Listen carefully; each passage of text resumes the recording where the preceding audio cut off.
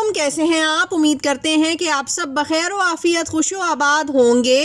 आज का आगाज़ मैं कर रही हूं आपके साथ शेयर करके अपनी कैरी की खट्टी मीठी चटनी की रेसिपी देकर।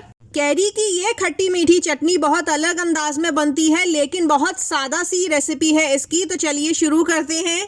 यहाँ मैंने 1 पाव कैरी ली थी। मैंने जो कैरी ली थी उसमें कुछ तो बहुत पल्पी थी और कुछ थोड़ी ज़्यादा ही कच्ची थी। तो कैरी को हमें छोटे क्यूब्स में काट लेना है। इसके बाद 1/4 कप पानी शामिल करेंगे और इस तमाम कैरी के क्यूब्स को हम ग्राइंड कर लेंगे कि पेस्ट फॉर्म में बन जाए। आप चाहें तो कुछ चंक्स भी इसमें रख सकते हैं, ये आपके अपने टेस्ट के ऊपर है। मैंने इसको बिल्कुल पेस्ट बना लिया है। अब इस पेस्ट को मैं शिफ्ट करूँगी फ्राइंग पैन के ऊपर। फ्राइंग पैन में कोई ऑयल वगैरह नहीं था, डायरेक्ट मैंने पहले पल्प शामिल किया है। अब मैं डालूंगी आधा कप चीनी और अच्छी तरह से जब तक कि चीनी घुल के पानी नहीं छोड़ देती इसको पकाऊंगी। इसके बाद फिर हम मसाले ऐड करेंगे, जिसमें सबसे पहले 2 चुटकी नमक जाएगा, 1 चाय का चमचा लाल कुटी हुई मिर्चें, आधा चाय का चमचा हल्दी, 1/4 चाय का चमचा सौंठ और आधा चाय का चमचा चाट मसाला। और इसके बाद इसको थोड़ी देर हम पल्प के साथ पकाएंगे। 7 से 8 मिनट हल्की आंच पे मैंने पकाया है, इतना कि कंसिस्टेंसी बिल्कुल जैम लाइक हो जाए। इसके बाद मैंने थोड़ा सा ऑयल लिया है, तकरीबन 2 खाने के चमचे। इसमें मैंने 1 चाय का चमचा भर के सफ़ेद ज़ीरा डाला है, 1 ही चाय का चमचा भरकर सौंफ डाली है और इसको हम कड़कड़ा लेंगे। इसके बाद इस बघार को मैं कैरी की चटनी पर डाल दूंगी और हल्की आंच पर 5 मिनट और पकाऊंगी और इसके बाद ये रेडी हो जाएगी चूल्हे पर से उतारने के लिए।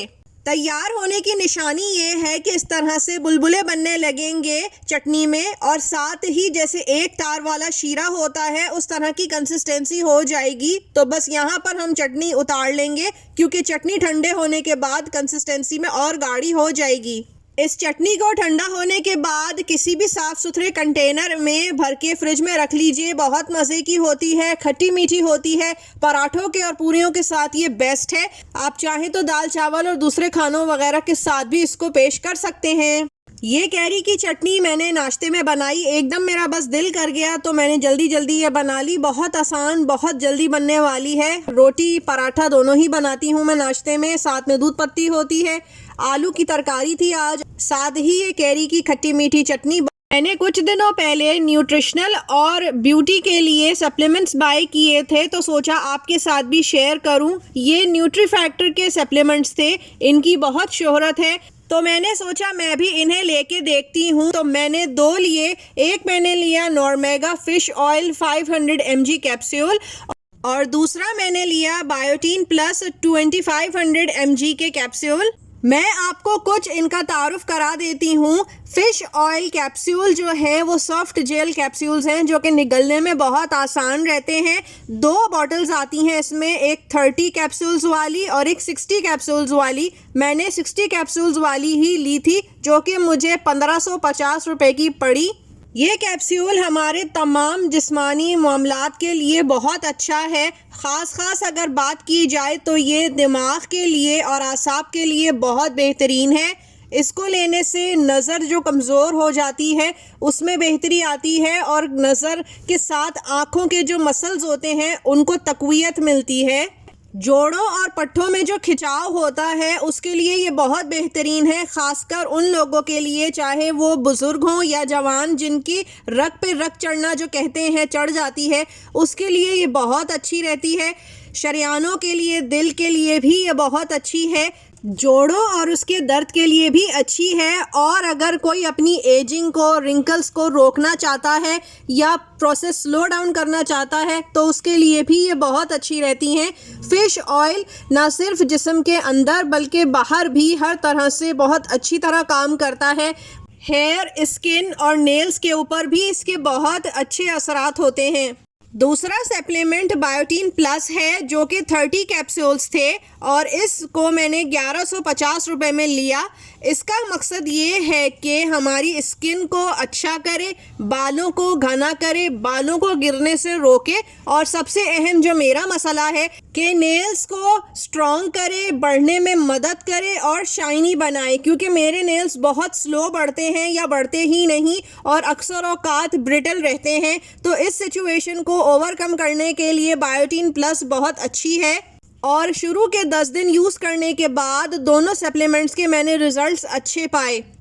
रीज़नेबल प्राइस में है, अच्छे सप्लीमेंट्स हैं, लेकिन देन अगेन अगर आपको कोई डिज़ीज़ है या प्रेगनेंसी है या लैक्टेटिंग मदर है, डॉक्टर के मशवरे के बगैर यूज़ बिल्कुल भी ना करें, चाहे कोई भी मेडिसिन हो या सप्लीमेंट हो। अब हुआ जाता है इस्लामिक सेगमेंट का टाइम और आज जो वजीफ़ा मैं आपको बता रही हूँ ये बहुत मुजर्रब है और बहुत बड़ी परेशानी का बेहतरीन हल है, जो कि जादू टोना और बंदिश है। जादू टोना बेशक बरहक है, हमारे प्यारे नबी हुजूर अकरम सल्लल्लाहु अलैहि वसल्लम पर भी हुआ, कुरान में भी इसका जिक्र है, तो इससे तो कोई इनकार हो ही नहीं सकता।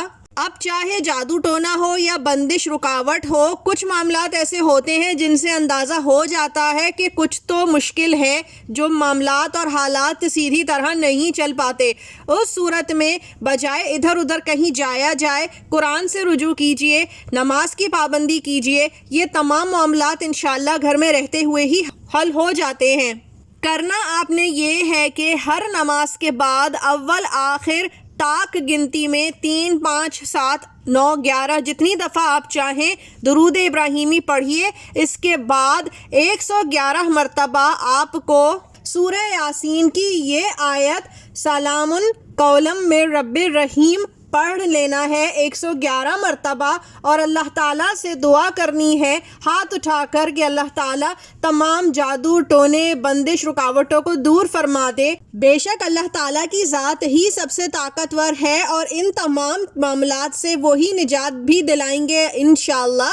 मुझे उम्मीद है आपको मेरी आज की बातें भी कारामद लगी होंगी। अब मुझे अगली दफ़ा तक के लिए इजाज़त दीजिए। अल्लाह हाफ़िज़।